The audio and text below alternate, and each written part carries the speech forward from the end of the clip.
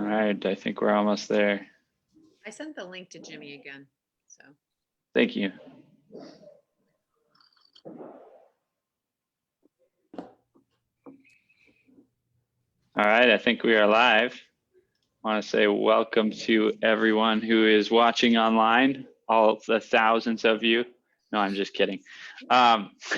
Welcome to the Axe Shred Talk. As you know, Axe is a global network of action sports ministries and action sports ministry leaders. And our mission is to connect leaders who are making disciples in action sports. Our goal with Shred Talks really is to kind of gather people around a conversation that will help to validate your calling to action sports ministry, share resources, and ultimately grow your leadership. We would like everyone, obviously, to be involved in this conversation. But to help facilitate this, we've asked for a few representative leaders to be on the call. But please, if you're watching live on Facebook right now, comment in questions, invite others into the conversation, and I'll try to get some of those questions to our panel here. Today we are talking about leading self. But before we jump into that, I'd like to have each of the members of our panel introduce themselves with your name, where you're from, and a little bit about what you do. Short and sweet. Ryan, why don't you start off for us? Sure, yeah, my name is Ryan Leeds. I live in Summit County, Colorado, and I work with a ministry called Snowboarders and Skiers for Christ. And my specific role with the ministry is Director of Leadership Development. So I get the privilege of talking to a bunch of people and figuring out how we can encourage and equip leaders all around the world who are trying to be a light on the hill for Jesus. Rad. That's awesome. Yeah, Laura, why don't you jump in? My name is Laura Matira. I am serving in South Jersey with the Fellowship of Christian Athletes. So I've been doing FCA surf and skate for about 8 years here, and now serving as the National Action Sports Director for FCA. Woo! Nice. All right. Thank you for being here. Eli, you want to jump in? Yeah, I'm Eli Conley. I live in Bend, Oregon, and I'm the director for Climbers for Christ, which is similar to Ski and Snowboarders for Christ. We're a chapter-based ministry throughout the U.S., and I get to oversee all of it somehow. You're doing a great job, man. That's what you think. Yeah. All right, Jimmy, you want to introduce yourself? On mute.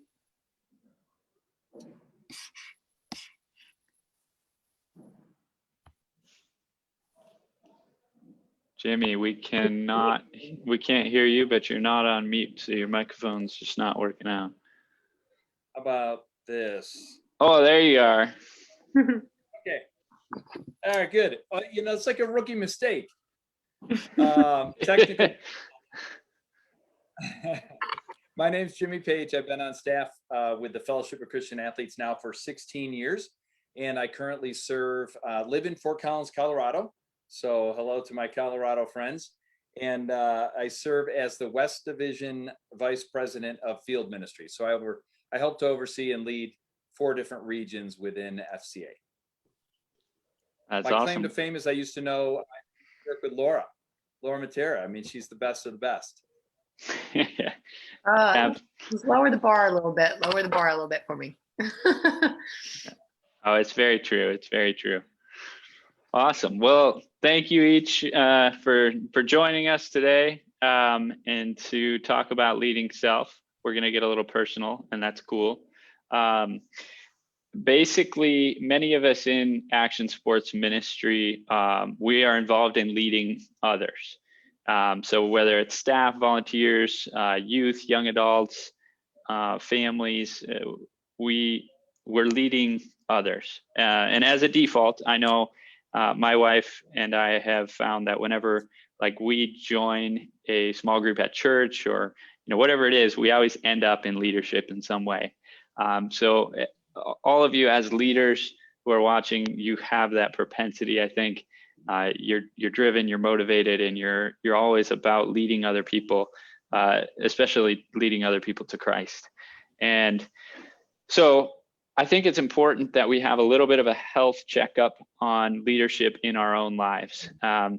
Because I think the problem is that often people look at ministry leaders and basically assume that we have it all together. And then when someone has a moral failure or a major burnout, everybody kind of wonders, well, how could this happen? And so I think that's what this Shred Talk is aimed at addressing. Like, how do we best lead ourselves and make sure that we are healthy as leaders? And so let's dive into the discussion here a little bit. I want to start out in kind of the physical realm, so to speak. So the question I have for you guys is, how is it that you live a healthy life physically? Are you do you have a regular exercise pattern?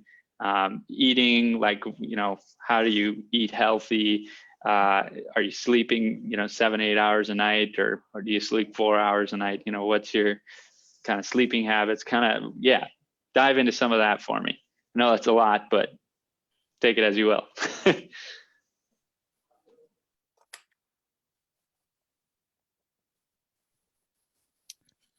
I do have a regular exercise routine. I think for a season, after I had kids, I kind of neglected it for a little bit, and I just was like, man, there's just too much to do in the day. There's between work, wanting to commit time to family, all the other ministry responsibilities, like you said, at church, on top of all the things that we do for our ministry.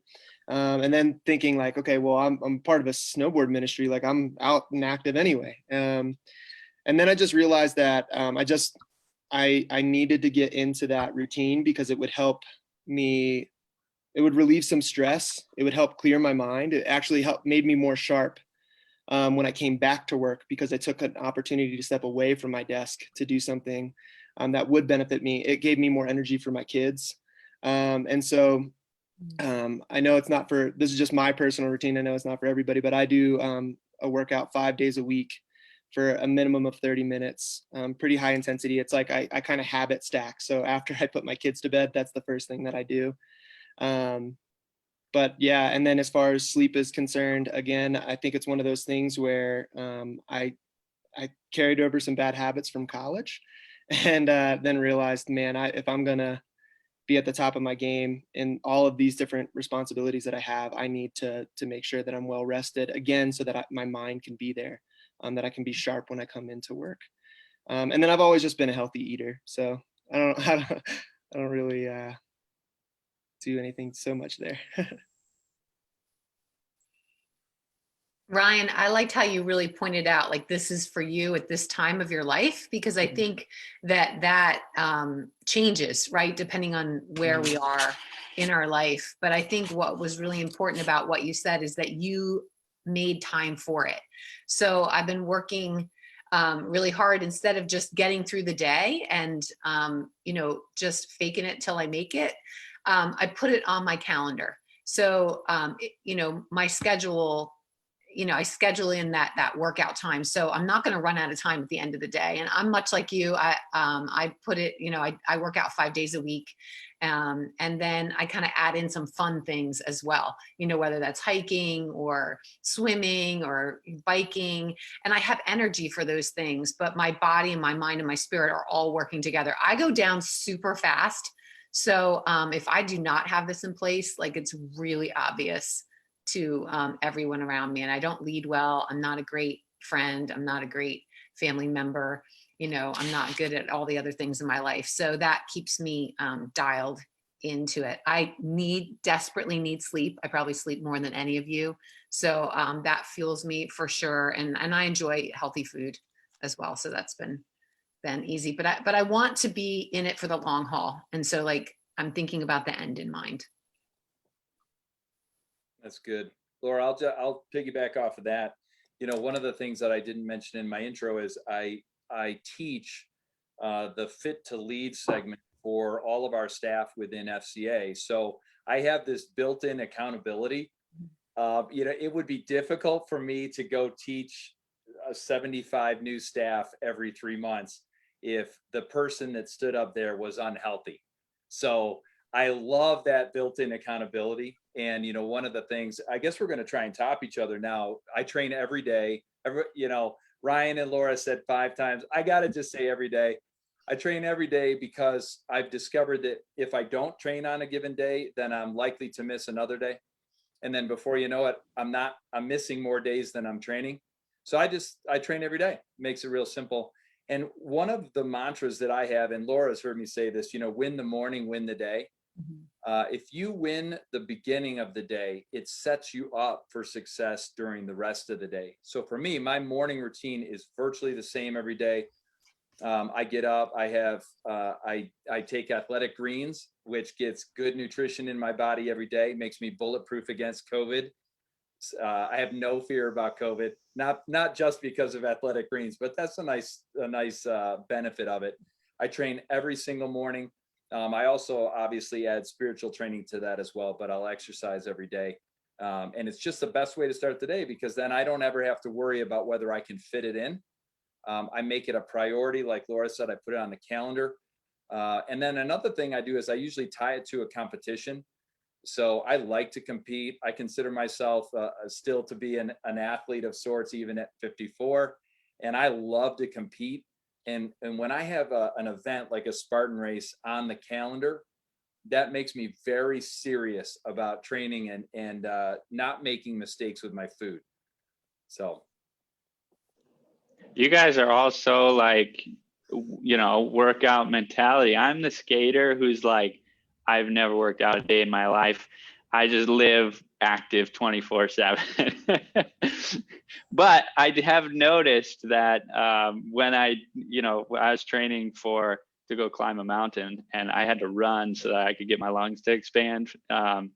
And man, I could tell like I'm not in the greatest shape, and it encouraged me and challenged me to like do that more often. I could tell, when I switched from like snowboarding season to skateboarding season, I can tell that like I'm not breathing as well as I should be, and that I need to work on that for sure. But I want to say what's up to Phil Williams. He's tuning in. Want to welcome him. How about mental health? We talked about physical health a little bit. How are you guys managing and improving your mental health, especially during this time, with COVID and social distancing and everything like that?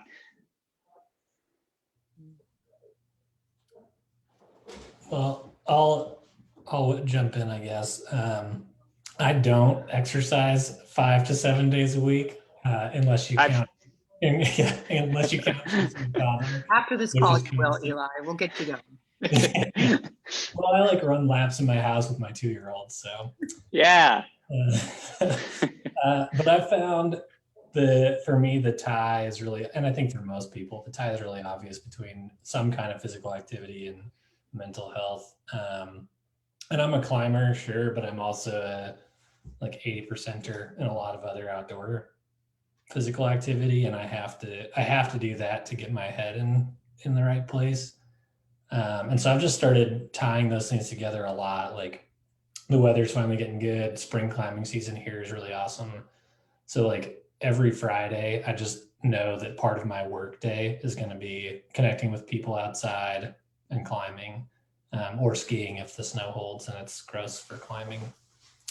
So just trying to get like something on my weekly calendar that's that like it's a nugget to look forward to that really helps. But then it also like ticks the boxes for a longer day of physical activity.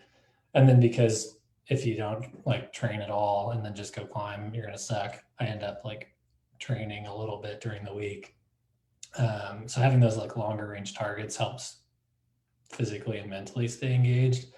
And then the other tool that's been super helpful this year because of the lack of in-person relationships, and I moved back to the area after many years. So reestablishing local relationships has been kind of crazy. So I use Marco Polo, the communication app, with 3 of my really good buddies. And at least one of them, there's like a weekly conversation at any given time. And some like one guy is more like we listen to the same podcast, we talk about it, and we catch up on life a tiny bit. One guy is like totally life stuff in general, and another guy's like 90% of our conversation is climbing and climbing training. So it's been like a really good balance of spiritual development, general life check-ins, and encouragement and accountability, and then also like climbing training motivation to stay engaged in the sport that I'm trying to stay credible in. So Yeah, definitely. Health is it's a little harder sometimes, because I think that we can keep up with the other stuff, but we can keep our mental health kind of like behind closed doors. People don't really know what's going on. But I think as a ministry leader, again, if we're going to be leading people and encouraging them and pouring into them, that we've got something in our buckets to pour in, right? And I could see my body, mind, and spirit all linked together. So when I feel physically weak, like I tend to go down mentally, and I know I have triggers. All right. So when I'm cold, like I'm not any good to anybody, like when I'm physically cold. So I know when I went to ministry, and this is crazy, but one of the first things I did when I went into ministry the first winter is I bought some really solid coat, hat, boots, like the whole deal. Like I went all out, because I knew when I felt cold, I went down. Invested in myself, invested in some resources, invested in a new study Bible, invested in, some health routines, athletic greens. I got on the athletic green bus last time I heard you speak, Jimmy, and it seemed like a lot to me, a big investment. But again, I'm like, oh my goodness, like I'm pouring into others. I need to be investing in myself. And so I feel like everything's tied together. If everything's balanced, mental health wise, I'm not having to work so hard to keep myself, where I need to be. Yeah, that's good. Yeah. We had a debate, I think, at one point as ACTS about which action sports people are the fittest. And I think we landed on that surfers truthfully are, because, snowboarding, I mean, you basically just stand there and gravity does the work for you. And skateboarding is kind of similar. But like rock climbing is pretty up there. You got to be holding yourself on the wall the whole time. And unless you're like, on a rope, I guess. But surfers are just wild in terms of like physical fitness. So that'll be my challenge, I think, is like to go out and go surfing and realize how out of shape I really am.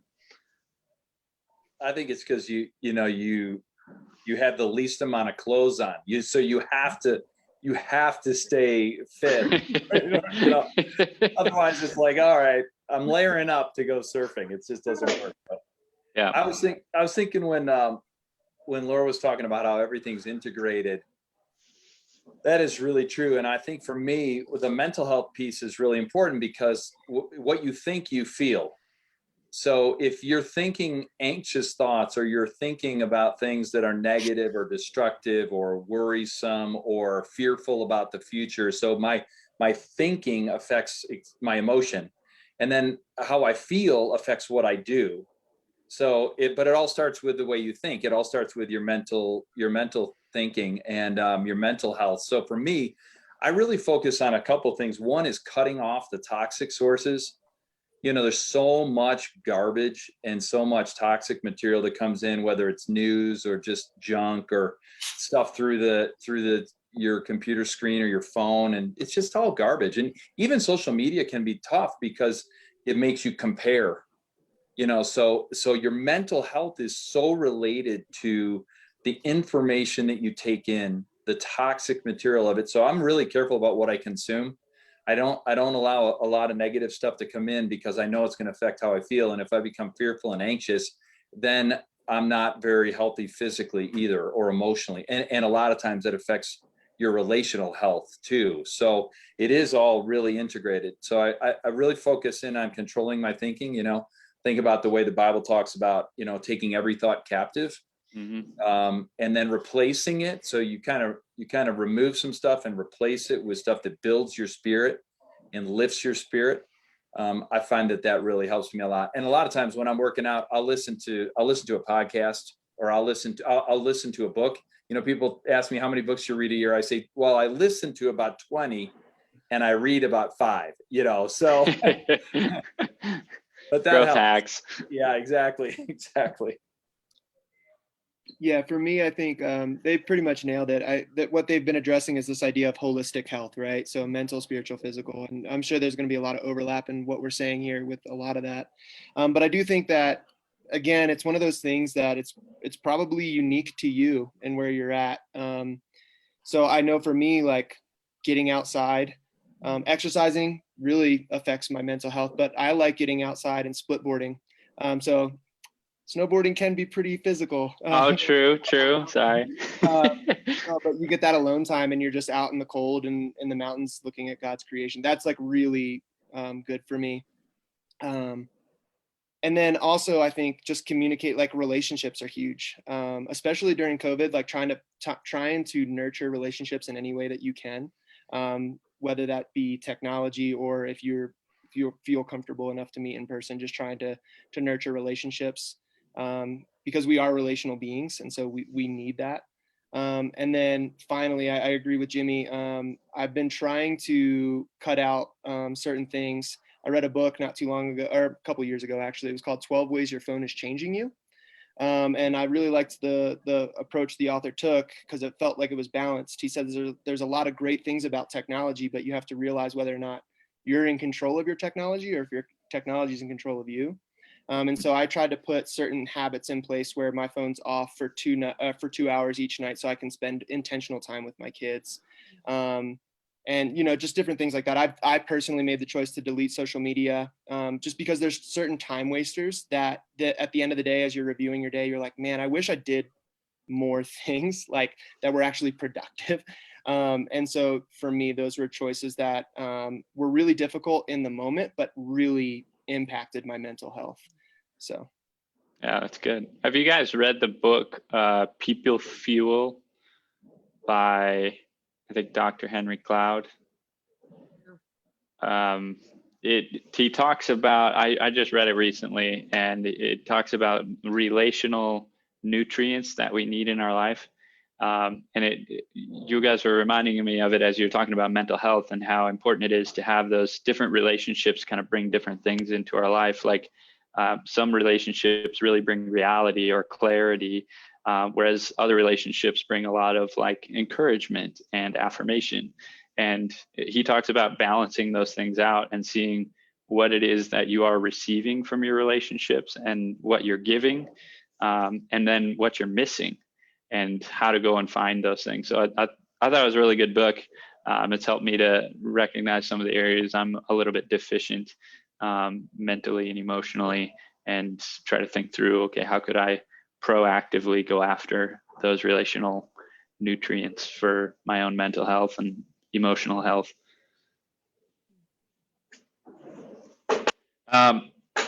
Let's keep moving here. So talking about spiritual habits, disciplines, what does that look like for you guys? Are you in the Bible every day? What's your routine there? How does it look to grow in your prayer life? Have you experienced that? Had struggled with that? How do you grow in your love for Jesus? And then are you confessing sin, or do you have that real accountability set up? And how have you gone about getting that set up in your life, or is that a thing that's lacking? Just as an aside, these folks who are on the panel aren't necessarily the ones who have it all together. They were just bold enough to say yes to come and talk about it. Yeah, that's accurate. Ditto. On that note, this year I started it's a 5-day-a-week read through the Bible in a year plan that a friend of mine linked me up with. And it's mid-March and I'm a month behind. So, but it's been really good. And the nice thing with 5 days a week is that there's hope to catch up because you have 2 days that aren't scheduled out. And that's been a cool addition to routine-ish, which I think is how I live a lot of my life right now. My wife and I both work full time. We have a little guy. So there's just a lot of continual chaos. And so that combined with the podcast that I've listened to consistently for over a year, that's really just like walked through the Bible. I'm wrapping it up. I think I'm like 2 podcasts away from finishing the Bible in like 180 episodes or something. And that's been huge because I can do it while I'm commuting. I can do it while I'm working out. I can do it while I'm working in the garage, or climbing or whatever. And that's definitely fueled the spiritual ponderings that I have in life and in ministry. And it's not like a replacement for reading the Bible, obviously, but it's been a really nice supplement to just keep that like constant scriptural intake happening, even though it's not like me sitting down with a book that's been around for a long time. So that's been good. And then, like I said, the Marco Polo, the one friend, like he and I have more of that kind of open life and accountability dialogue. But I think one thing for me, and I think for a lot of us in action sports ministry, potentially like formal accountability is something that, like for me, I grew up in a conservative Christian environment and it just felt like super heavy handed. It was always about like, how much did you screw up and on what scale of screw up did you live this week? And it's like, it's a damn good thing that God loves you because you're damned otherwise. And I think just resetting what accountability really means has been helpful. And it's not for me, like, it's not just about those failures and confessions. And it's not mostly about those things. And I think that being reminded that God's grace is the biggest story, and it's not like my failure judgment isn't God's main story. God's main story is love and reconciliation. And that being like filtered into all of spiritual practice, whether it's podcast or reading or conversation with people, I think makes a big difference in knowing that accountability is really just like, how have I been reminded of my place and my role in God's story? Like, how does what I listen to do that? How does what I read this week, like what conversations that I'm having with people, or like what Friday afternoon climbing sessions, like how does that remind me of my place in God's story? And then it reminds me like, oh, there are these things that need cleaned up, or these things that I can continue to hone that are good. But it's a little more holistic than just like how bad were you this week? So Yeah. That's made a big difference for sure. Yeah, that's good. I'll I probably love piggyback off of that. how you go ahead, Ryan. Go ahead. I was just gonna say I grew up in a similar kind of situation, so I'm resonating with what Eli's saying about accountability. And then I came to realize later on in life, as I was like now being the one asked to like be the lead in these accountability relationships, that grace is so much more compelling than shame. Like, Yeah. point people to the grace of Jesus. That is what will lead to change, behavioral change. Don't just shame people, you know what I mean? And so I just felt like, again, that holistic approach is like, how can we encourage one another to continue to pursue Jesus because Jesus wants better for us? Not like he's just sitting down there pointing the finger like, man, you screwed up again. Like he really does he loves us and he wants better for us. And he's saddened by the choices that we make when we turn and go a different direction. And so just realizing that we have a loving Father who is like welcomes us back, and that's the power of the gospel, right? So oftentimes when accountability is built on shame, we don't even want to like go and confess, or we don't want to like pray about it because we just are living in this place of shame and like, man, I screwed up again. Like, how can I even go to him? And so just realizing the power of the gospel is that like, it's grace, like run back to him. He's forever patient with you. And continue to trust and allow grace to be the motivating factor that changes, not shame. But to then go into my personal routines, I mean, there's been ebbs and flows all throughout my life. I would just say that like the past couple of years, especially now being in full-time ministry, I've tried to make a schedule, and I write these things in my schedule, and then I open my schedule, my planner every day, so I see them written down. That's another thing that I think has been huge for me. And so there's definitely days that I miss, but I go work through the Read Scripture app. So work through the Bible in a year, but I try to do it every day, and I journal along with that. And that's been incredibly helpful. I think the spiritual disciplines are, while they don't save you, they are incredibly important to to further develop your relationship with Jesus. They're meant to conform you into the image of Jesus. They're also help you to refresh and to recalibrate. And so you need those moments in your day. And so I've tried to build that into my schedule pretty routinely. And I'm actually really big. Like we built an online course at SFC called the Being and Doing course. And we focus a lot on the being aspect. Like, what does it mean to be a disciple of Jesus? And that's foundational, because if you don't focus on that, then when we, like, especially as ministry leaders, we get this, like, there's so much to do, and we can fall into that trap of just go do. And that's what leads to burnout. We need to constantly be refueling, refilling. And so that's just been a personal routine and conviction of mine as well. Preach.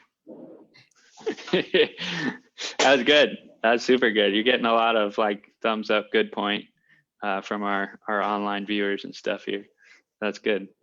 Laura, you were going to say something. Yeah, I really appreciate Ryan and Eli. I love where you guys are in life, because I think it's not easy. You know, it's not easy to get that rhythm down and that routine down. There's a lot of unpredictability in family life and in relationships, and then ministry. I mean, you can have your day all planned out, but you really never know who's going to call you, what you're going to be doing, what's going to happen. And I, in my own mind, I think I cannot give what I don't have.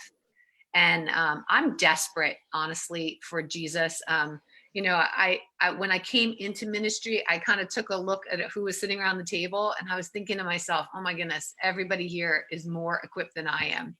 And how am I going to be able to survive in that place? But God just reminded me that of who I am in him, and connecting to him every single day and creating that rhythm in my life was really the most important thing. And whatever happens from there, like, you can clean it up, you know, but if you're not solid in your own spiritual life. I love, you sent us some questions ahead of time, Johnny, and like, am I increasing in my love for Jesus? Like, that's not like, am I reading my Bible? Am I praying? Am I having an appropriate quiet time? Do I have all the tools? Like, am I increasing in my love for Jesus?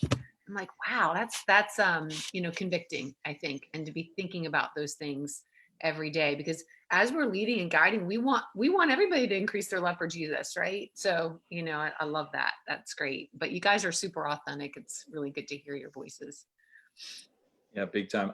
The only thing I would add, first of all, ditto, mega dittos all the way around. Accountability has never worked for me, where it's just a game of gotcha. You know, where everybody comes and can't wait to hear how somebody else screwed up. That never has worked for me. And the way we modified it is we said, hey, what's your vision for your life? You know, what kind of a husband, if you're married, what kind of a husband do you want to be? What kind of a dad do you want to be? What does it look like? And are you moving more and more towards that picture of who you want to be? And that becomes everything. So then the questions are, hey, are you moving in the direction of becoming the best husband you can be, or vocationally to fulfilling your purpose? So we just really kind of flipped the script and said, let's focus on what the vision is. And then the other thing is, and Laura knows this because she's done it better than anybody probably, is every year we focus in on one word for the year. And for me, my word for the year this year is freedom. And so when I look at, interestingly enough, we're talking about holistic health. When I look at my mental health, my physical, my emotional, relational, spiritual, even my financial health, I look at it through that biblical lens of freedom.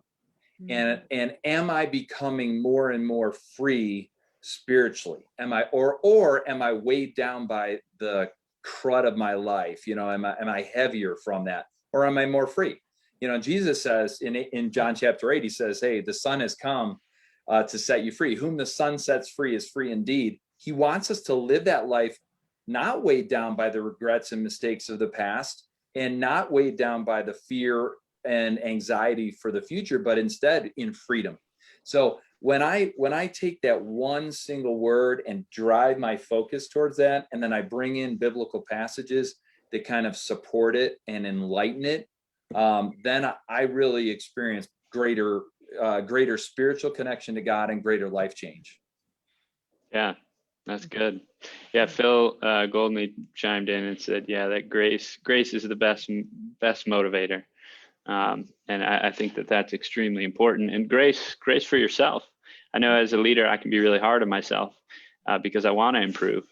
And I think, some of that's good, but also recognizing God's grace in my life. And that's super important. I want all of us to, like, as we're going through this, kind of hit the pause button on like taking this and turning it into like, how can I, teach this to my leaders or my volunteers or my staff or whatever it is, but like hit the pause button and reflect on yourself. How are you doing in these areas? We've talked about physical, we've talked about mental, we've talked about like our spiritual stuff. I want to shift gears a little bit into like our social, the social aspects of our life. And we kind of touched on this a little bit already, but the questions that I wrote down were, am I attending a church or a small group where I am known by other believers? Not just attending, but am I actually like known by them in relationship? During COVID, this has been kind of difficult. But am I known by other believers? Am I receiving the relational nutrients from others? I was talking about that book, People Fuel. Am I being affirmed and encouraged? And do I have clarity and reality being brought into my life? How is my relationship with my significant other? Whether you're dating, engaged, married, whatever it is, how is your relationship with your significant other? Are the relationships with your friends and peers healthy? Do you have a mentor that's pouring into your life? Talk towards that stuff. What have you guys experienced in your own lives? Wins, fails, thoughts? I can say candidly that I've had some epic fails, I think, in not, and because of my own behavior and because of my own thinking. So sometimes for me, church feels like a one more ministry day. Who's sitting next to me, who's sitting in front of me, behind me, those are my donors. Like, this church supports me. There's a guy at my church, he greets at the door and he says, "Hello, FCA," because he can't remember my name. And so I'm like, immediately, I'm like, oh my gosh, like I'm at work. And I think sometimes I tend to isolate. When my ministry day's over, like I am tapped out.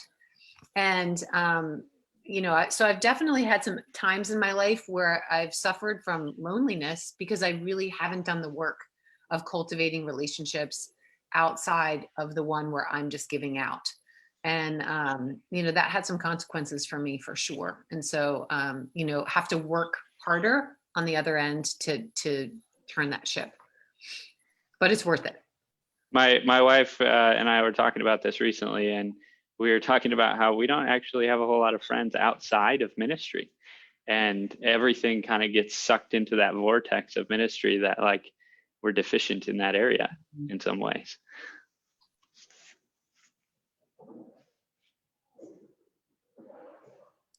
Yeah, I was just thinking to piggyback off of what you both have said. Isolation is such a destructive thing. I think that's why this whole COVID thing has become so destructive. I actually think our approach to it has been way worse than the actual virus. It's, if you just look around, people are depressed. We've said many times, people are just off.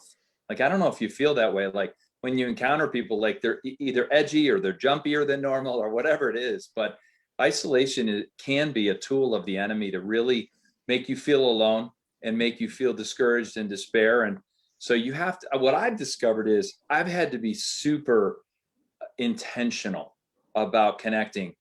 And it's not enough to just kind of drift in this area. I just had a mentor tell me, put relational connections on your calendar.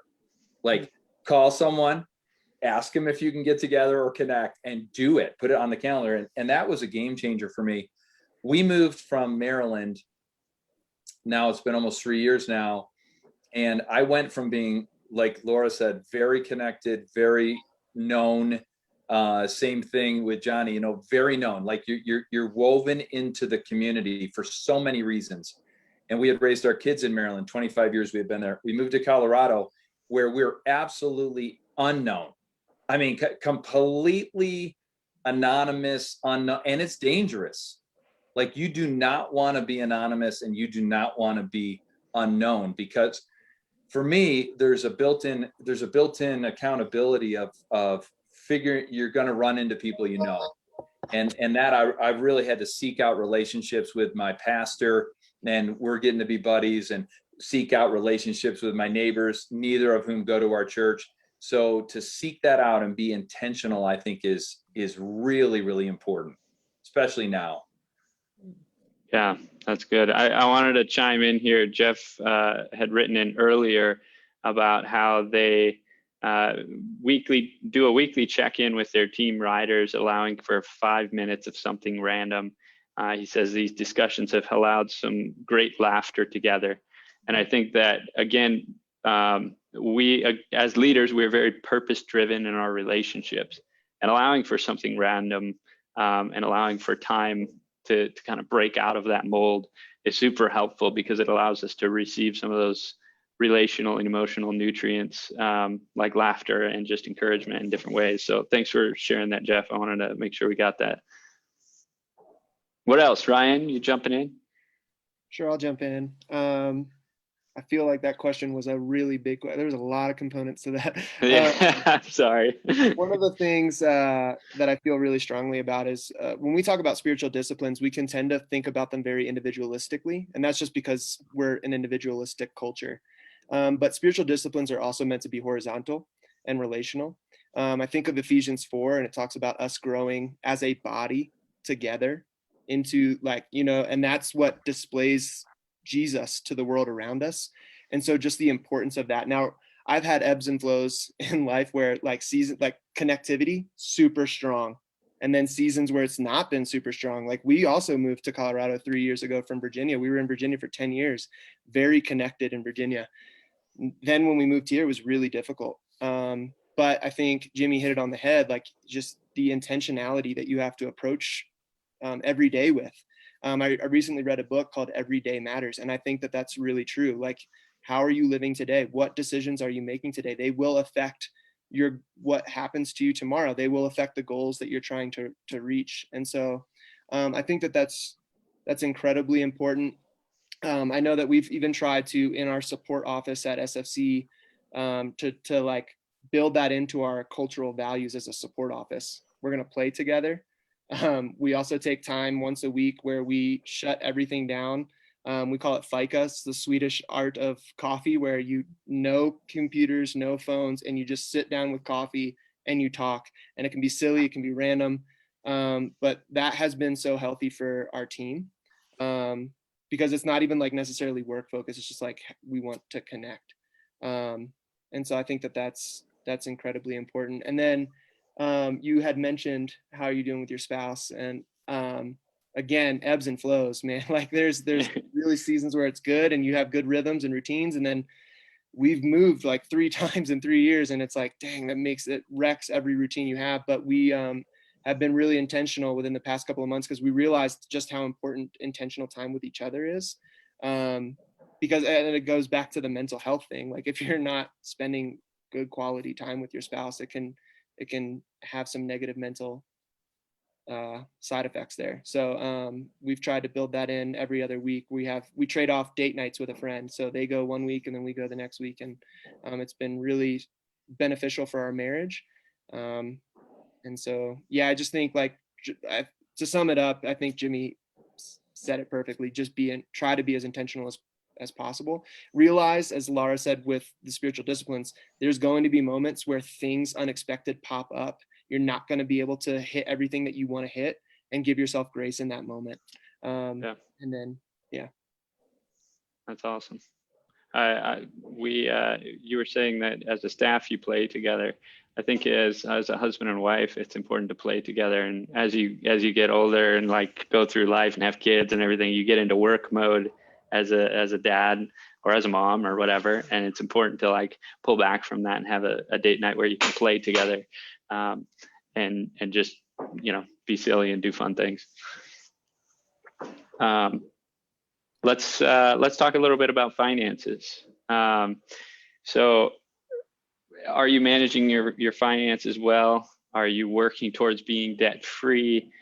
Giving to the local church, giving to missions. I know as a missionary, as someone in ministry who's raising money, it's difficult to then like shift gears and say, well, do I give money? Because I give all of my time, like how do I do that? And how am I going to get to a place where I can be debt free, especially, living on a ministry budget? How have you guys addressed some of those questions with finances?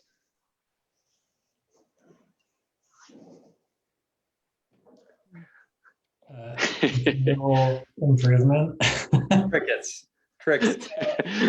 More context. My wife and I have been married 8.5 years.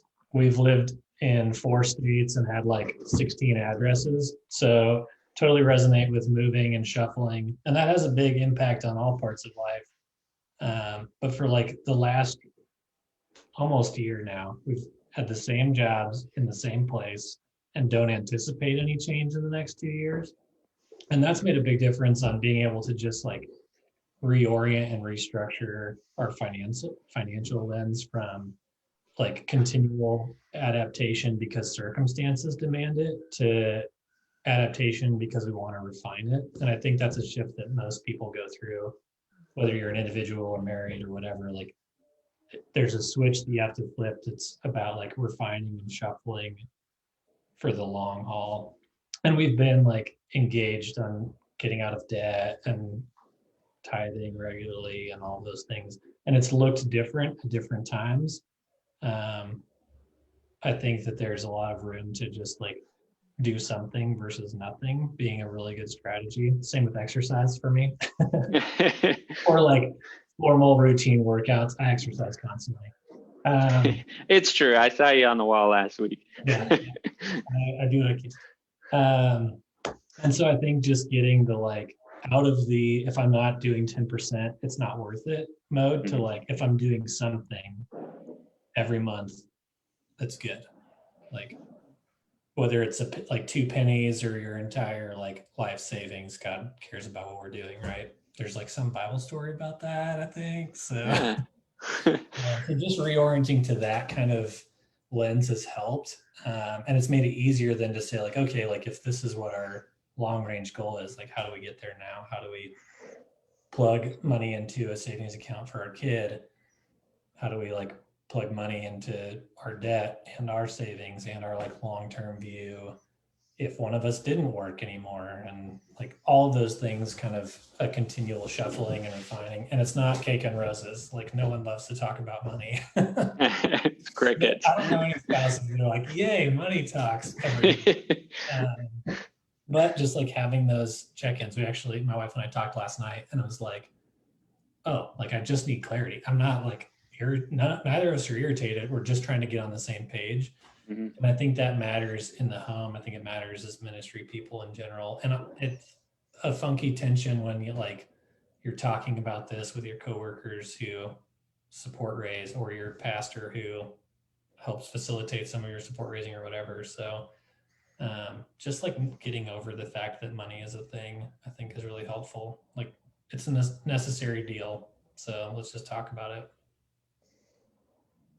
I just wanted to throw out, I'm at a time in my life, I have 3 adult children, so finished kind of raising my children. The last one's going to be 20, so we're like out of the teenage years completely. And we raised our kids in ministry almost the entire time.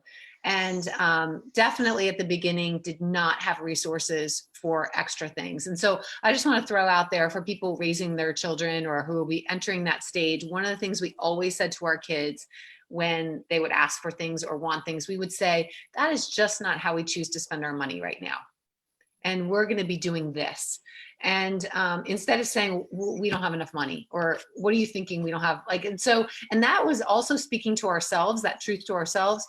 No, wait a minute. That's not how I want to spend my money right now. And even as an adult, I say that to myself when everybody else is getting something and I really don't want it. I just want it because everybody else has it. It's like, wait, that's not how I want to choose to spend my money right now.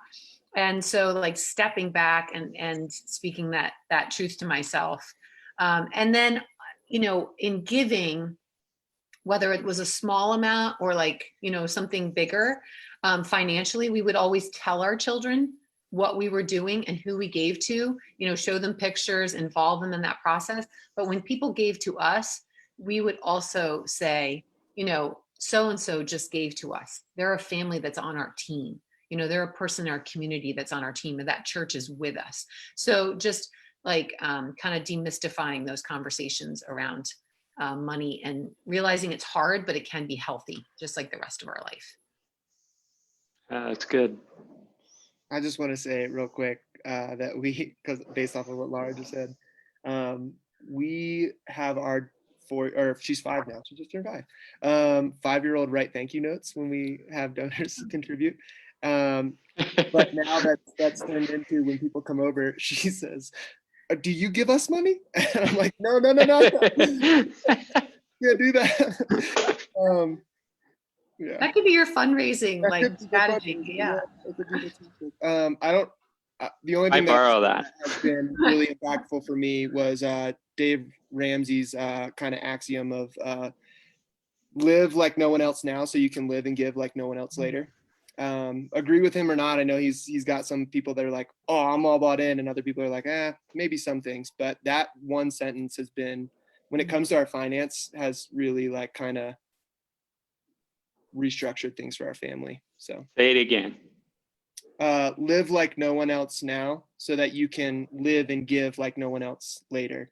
So the idea behind that is like attack your debt, and don't like try to go over the top now. Like attack the things that are really important, make sure that you have your values in place, and then that way when later on in life you can maybe say yes to some of those more, like those nicer things, those nicer trips, and then you can also give like no one else later too. So That's awesome. I was just going to say a couple things. One is I always try and tie my giving to something that I'm passionate about, and Evelise and I have tried to do that. And so we always ask, link our hearts to what, the things that we really care about to our money. And that's helped. I think my wife has helped me a ton because I'm a planner and a saver.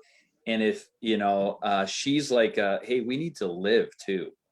And I just so appreciate that. We've been married 28 years now.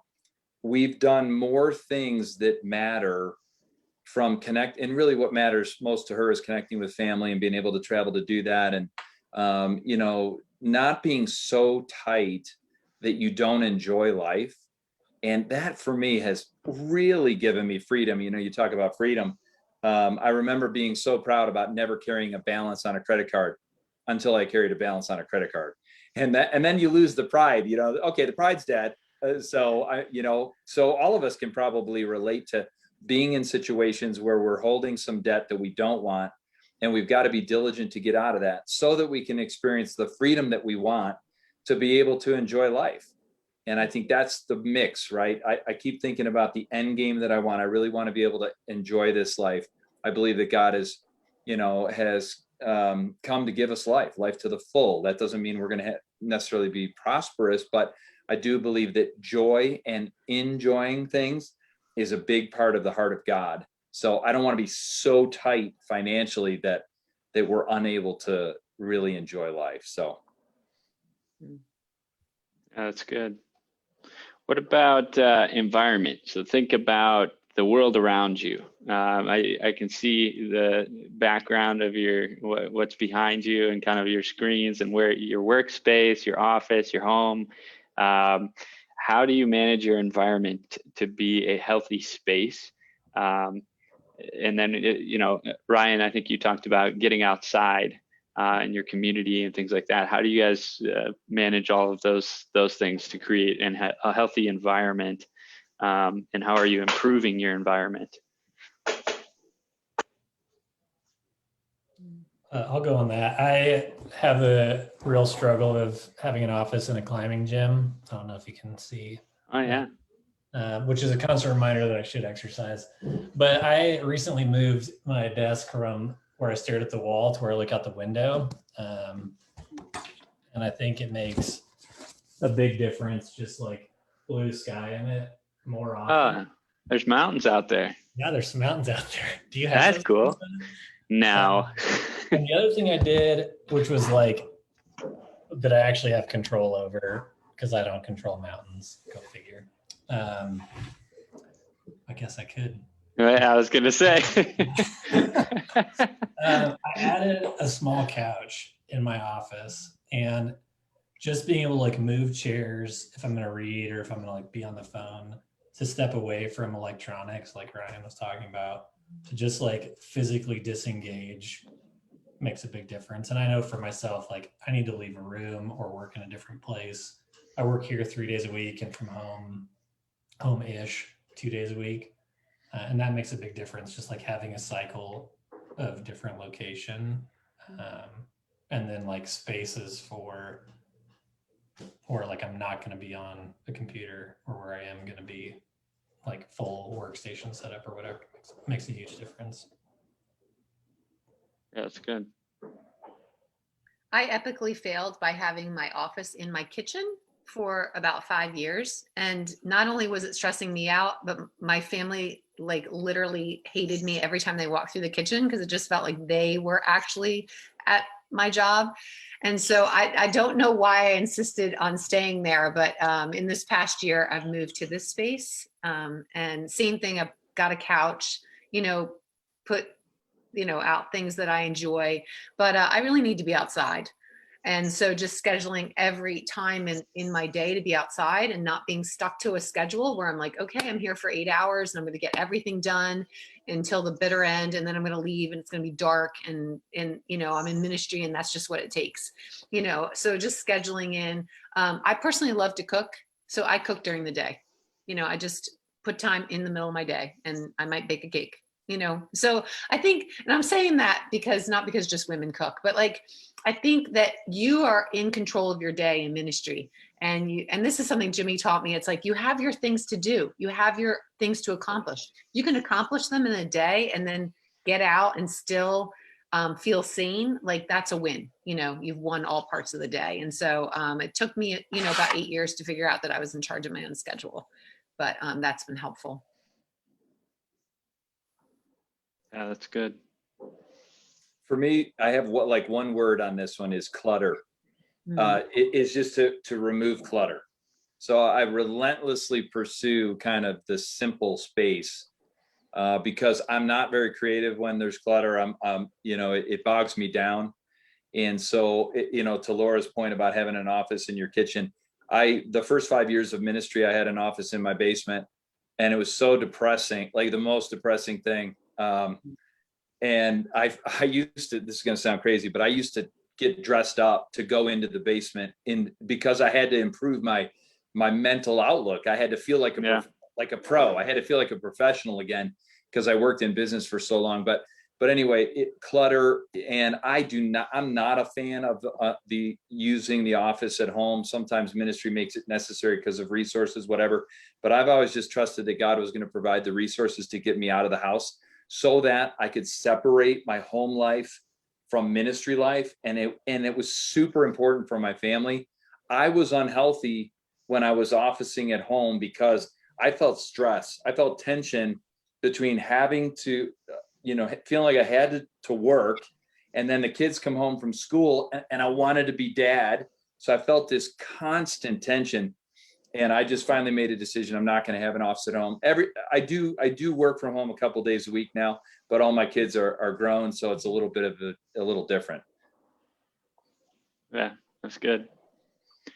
I know we're running low on time here. I want to be respectful of your guys' time and everybody watching online. I had a couple of other questions, but what I'm going to do is I'm going to pose those questions and then we can discuss them in the comments on Facebook here. If you guys want to hop on there and weigh in on them or whatever, that's great. And then I'll close this out. But the other questions that I had for us as leaders is like education. How am I learning anything new? Am I reading any books? Am I attending any classes? Like how am I growing or learning in my leadership and in my life personally? And then another one is about time. How am I spending my time? I constantly run this by the young guys who are on my staff. And I'm like, man, you got 168 hours in a week. What are you doing with all 168 hours? And where are you spending your time? We always make the joke that like me and Beyonce, we got the same amount of time in a week, and yet she can somehow get way more done than I can. And she got different resources. I understand that, but like, if you got 168 hours in a week, where are you spending the majority of your time? Look at that, and does that align with the values that you have? And like Jimmy was talking about, the vision for your life. Does how you budget your time out and how you spend your time, does that align with the vision and the values that you have for your life? And then, are you taking a day weekly for Sabbath to rest, to kind of turn off, spend time with God? I think Sabbath is something, especially, Western world, that has been lost, that we are commanded to have in Scripture, and that we need to get back to. And so I want to encourage you guys, share some resources on Sabbath and some of the things that you do, and chime in. Let's comment in. Let's keep this conversation going. I want to say thanks to every one of you that have been participating in our conversation today on Leading Self. This ACTS network is a community of peers. We're in this together. We're leading Action Sports Ministries together. And I want to make sure that we are leading ourselves well, that we're growing and learning. So let's continue this conversation, share your resources, ask your questions online. And we'll be hosting another Shred Talk next month.